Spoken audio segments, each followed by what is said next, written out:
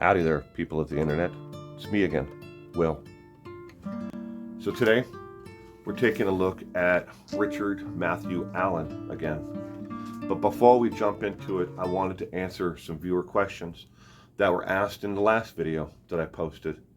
Because apparently, a lot of people not only like to hate on me, but they don't believe that me and the people who work with me are actually researchers. And that is, how did Richard Matthew Allen get the girls more than a half a mile from the train tracks where their bodies were found? That was the actual question. And the answer to that is they weren't a half a mile from the train tracks. They were found in close proximity where the tracks and the trail used to be, down the hill and in close proximity. That information can be found within the actual press announcements from the sheriff's department, from the Carroll County Sheriff himself. He said that the girls were found near the actual hiking path down the hill, not a half a mile from there. There were several different areas in that forested area, if you call it that, that were searched and that were ribboned off for them to search. Did they find anything in those areas? I don't know. The next question that I got a lot in the last video was, why would we be looking into Richard Matthew Allen's driving record? And what's the point of even knowing what his driving record is? Well, that's a very good question. It may sound like a ridiculous question, but here's the answer. The answer is, we were trying to place him on that part of town. If you can find that he had been in that part of town and had a moving violation, maybe he killed two girls along a hiking path and then sped off out of there. And maybe he got stopped and got a ticket. Well, that's why we were looking into his driving record. How is it that we were able to even do this? Isn't that illegal? No. You can do it yourself, ladies and gentlemen. 10 days prior to his actual arrest, they issued a search warrant for the actual physical location where he resided with his wife and daughter. During that actual search, which lasted over 12 hours, they removed, and according to the neighbor next door, this is firsthand, information from the neighbor who saw them removing and carrying out several paper bags out to an actual vehicle and placing them securely in the back and then locking that vehicle. They're following the chain of command. Why would they be removing things in a paper bag? On that paper bag is written down the case number, the individual, the date, and the person who actually removed and carried that item, who was in the actual chain of command for those items. Inside that paper bag are plastic bags with the actual evidence in it. What did they remove? We don't know, and we may not find out until after everything is unsealed, if we did find out then, or we have to wait until actual trial itself to find out what was removed that day. But that was 10 days before his actual arrest. His wife, Katie Allen, and his daughter have not been back to the home since then. They left that day after the search warrant was completed and haven't been back. The same neighbor who lives on one side of him and the other neighbor who lives directly across the street from him, said they have not seen his wife Katie or his daughter back at that home since the search warrant. During the actual search itself, though, I found it interesting that they spent an absorbent amount of time going through a fire pit that is in the backyard. Well, it's back and then to the right. But they went through and shifted through the ashes and everything inside that actual pit. Did they find anything? We don't know. But there has been a lot of speculation that whoever killed Abby and Libby took some type of actual trophy from them. And this is not uncommon for a murderer to take a souvenir, a trophy, if you will, from an actual victim that they murdered. Some serial killers had collected driver's licenses or identification cards. Others kept locks of hair from their victims, while others, stole their jewelry. In that instance, that was Samuel Little, who stole their jewelry, kept part of it, and sold the rest of it off. But it wasn't the reason why they killed him. It was just something that reminded them so they could relive the events. Also, additional, in the other video, I noted that Richard Matthew Allen was being held on no bond. Well, that's kind of true and kind of not true at the same time. I misunderstood the information that was relayed to me, and where I got the information from. They were very quickly to get a hold of me and correct me on that. He's actually being held on a $20 million bond. And that is actually confirmed by the Carroll County courthouse. $20 million. He would need something that's worth more than $20 million as collateral. Plus, he'd need to put up 10%, which is $200,000 in cash or in certified funds to actually get a bond agent to bond him out. Now, additionally, there is no bond agent in Lafayette or in the Mexico or in Delphi that works and does bonds at that high of a level. That is something that is more of a specialty that you would have to call a larger bail bonds agency for. But that's what he's being held for right now, is $20 million. Okay? Now, when it comes to the actual court dates for him, I'm not sure if these dates are actually going to stay in effect, because the judge recused himself from the case after receiving threats, and along with other personal reasons why, because he has a lot of stuff on his calendar already for coming up in for the rest of December and going into the new year. So he would most likely wasn't going to be the judge who was going to be sitting on this case in the first place. But he has since recused himself. His next court date is set for November 22nd.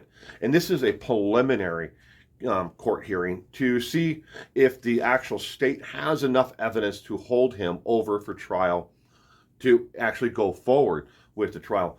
Do they have enough evidence, preponderance of the evidence, to actually prosecute him for the crimes that he is being charged with? That is on November 22nd at 9 a.m. Again, that is the tentative date, and we don't know if these things are going to change because of the judge being removed and where everything is going from here. But that's the next court date. Then after that, he has pre-trial date set for January 13th at 9 a.m. Again, we don't know what's going to happen there.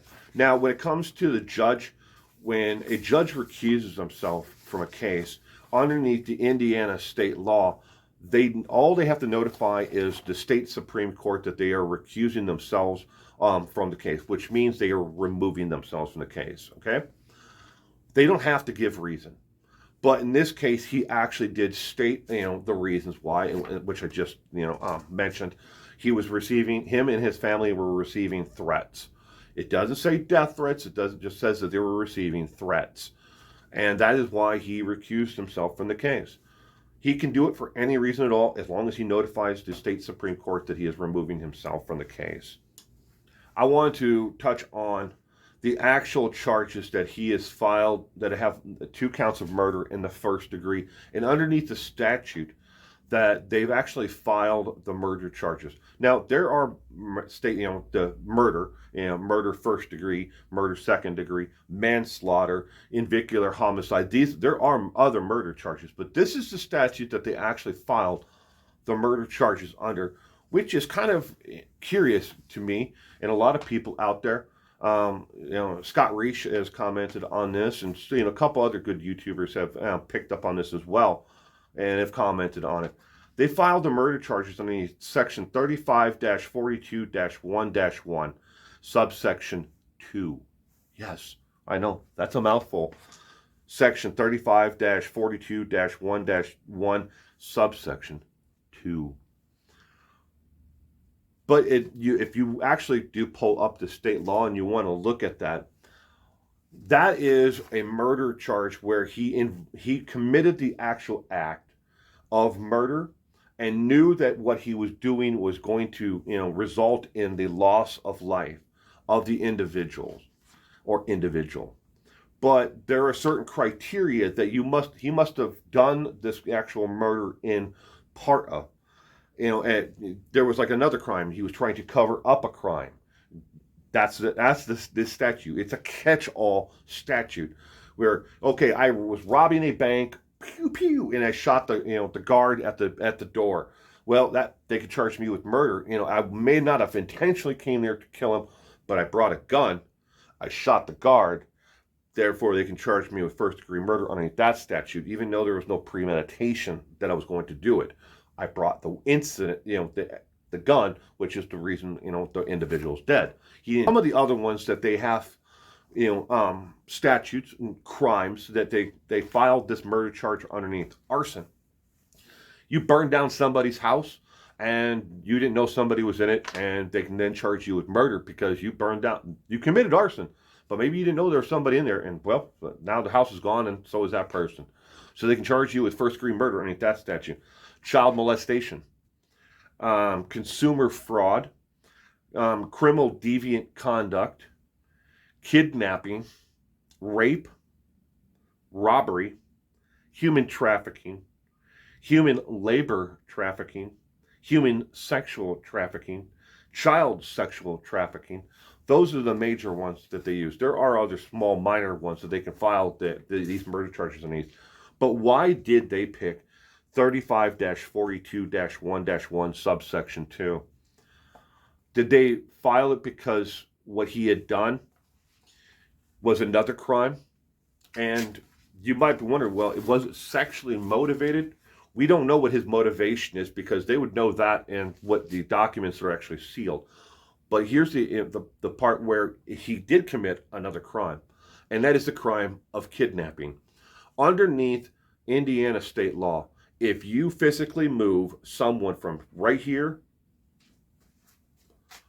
to right here, that can be kidnapping. They can file kidnapping charges by physically removing someone from one point to another.